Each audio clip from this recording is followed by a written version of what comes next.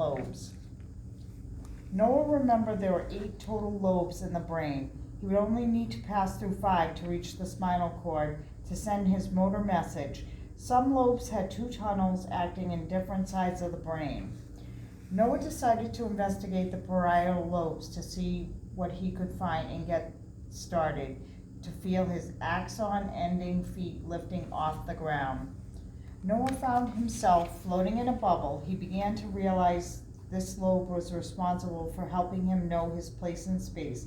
It helped him figure out his rights and lefts, allowed him to feel sensations like touch, and helped him to read the signs that led him here in the parietal lobe. As Noah started to enter the frontal lobe, he heard singing coming from what looked like a small town with lots of factories and centers for functions of the brain. Your frontal lobe controls each day for deciding on what you can do or say. From eating to drinking to learning to thinking, it lets you feel sad or say, "Are you okay?" Your frontal lobe controls each day to run or skip or walk. Hooray! Using your speech is really great, a perfect way to motivate. Wow, so the frontal lobe is very important in constant thought. The very front of your brain deals with tricky stuff such as solving problems and making decisions. It also helps you understand your different emotions. By this time, Noah was feeling overwhelmed and a little tired when he approached Munich Area International Airport, where he met Aurora the attendant. "Excuse me, miss, I seem to be lost. I need help figuring out where to go. Could you please help me?" Aurora responded, "No problem. These routes sure can get confusing. To the left you'll find memory for verbal material. To the right is nonverbal material like music and drawings. Both sides help with sound, speech, and senses to help you on your journey. We here in the temporal lobes pride ourselves with helping with hearing, understanding, and forming memories. We allow thoughts to be turned into words."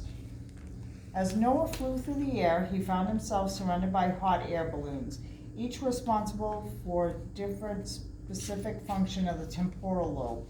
Hearing, smelling, emotion, vision, learning, memory, they were all there. Noah had finally reached the occipital lobe. Just a couple more tunnels to go down before finally reaching the spinal cord.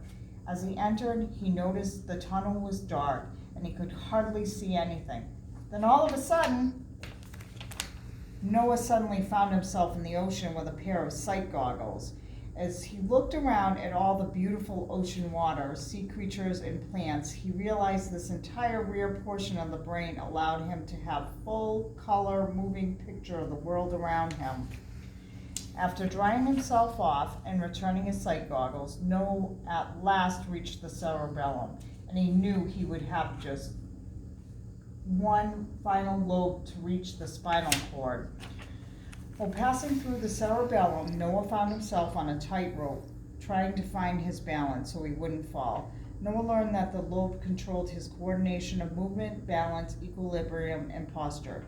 These allowed him to reach the other side without falling down into the circus tent.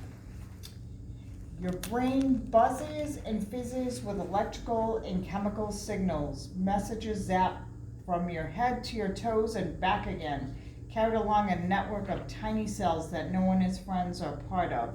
Now Noah has finally found his place in the chain. Get ready soon for another mind-bending tour inside the brain with Noah the Neuron. Thank you for listening.